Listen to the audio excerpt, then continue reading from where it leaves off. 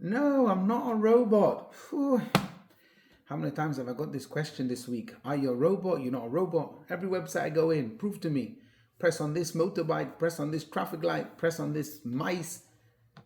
I thought that not being a robot means that you pay taxes. I thought that not being a robot means that you're hot, you're cold when there's air conditioning or it's not there. If you forget things, these are the way that I prove to myself I'm not a robot. But just pressing these little squares make me not a robot. I don't know if this is happening to you, but to me lately, I'm having this question too many times. And I ask myself, what does it mean? You see, the Baal Shem Tov teaches us that anything and everything a Jew experiences, there's a message. There's something from God that we need to learn from it. So I ask myself, what is this message just lately? So many, are you a robot, not a robot? By divine providence, I went to learn one-on-one with a good friend of mine, and he has an office here in town in central London. We were talking about the 9 days, that we're in the period of the 9 days, and we're mourning the destruction of the temple. And he said to me, I have a question.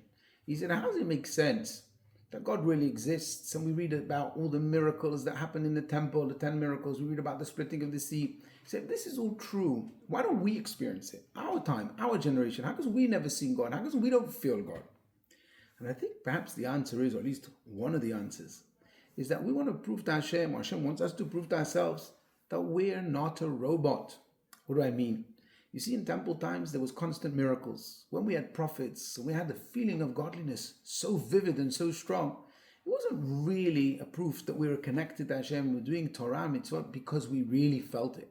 Could be that the presence of God was so strong that we had no choice. It was like a robot, we weren't automated. Because how could you not do mitzvot when you feel Hashem's presence so strong? How can you rebel? How can you go against?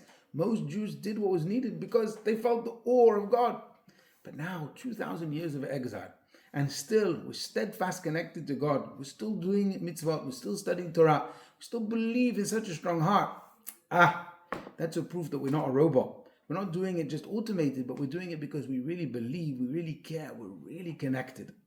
So I think perhaps the message for us now during the 9 days is that we need to ask Hashem and pray and say, God, we've proven to you that we're not robots. Look, 2,000 years of so many tzaras, so many problems, and still we've stood by, we're still so many Jews, every single Jew, anachnu ma'aminim b'nei ma'aminim, we believe in you. It's time to let us in. Even these websites that they tell you, prove me you're not a robot, you got to press, and sometimes again they say another set of lights and another set of lights, but in the end they let us in.